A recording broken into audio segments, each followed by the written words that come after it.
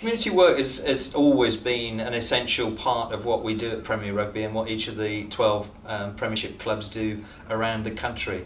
It's important for us because it works very, very well with our brand. As we look to expand the sport, it's important that we do that in a way which engages fully with the communities. And we understand clearly the kind of role models that we have in the players that we have and the good that they can bring to their communities in opening up opportunities for people who maybe don't have the opportunities that they've had, not only in the sport itself, but even more importantly just socially and within the way that they're able to develop their future. So it's good for us, it's good for the clubs, it's good for the players, and I think it works to keep them very, very, very closely attached to the communities in which they're based.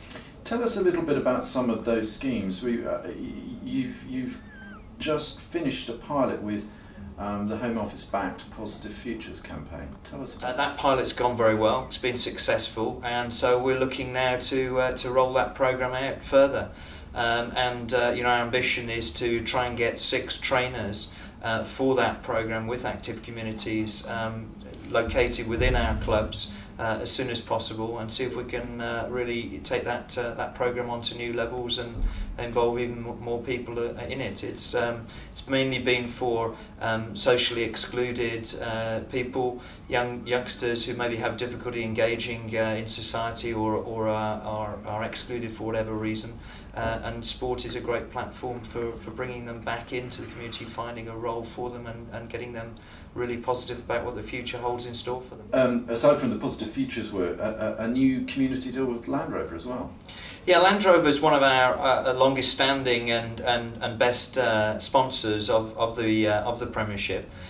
We've just signed a new 4-year commercial deal with Land Rover, which is great news for us and for them in and of itself.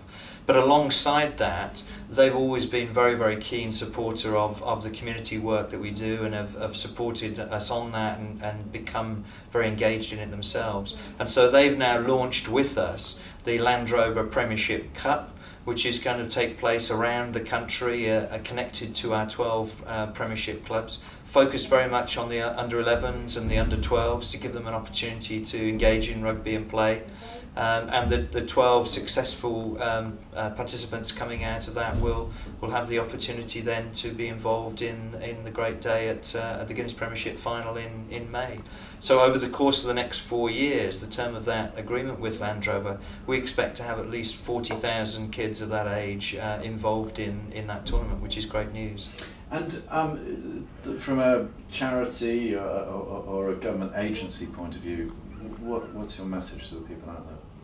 Well, those are just 2 of the programmes that we're working on to bring in one case socially excluded youths, in another case to get youngsters involved in sport and leading an active lifestyle.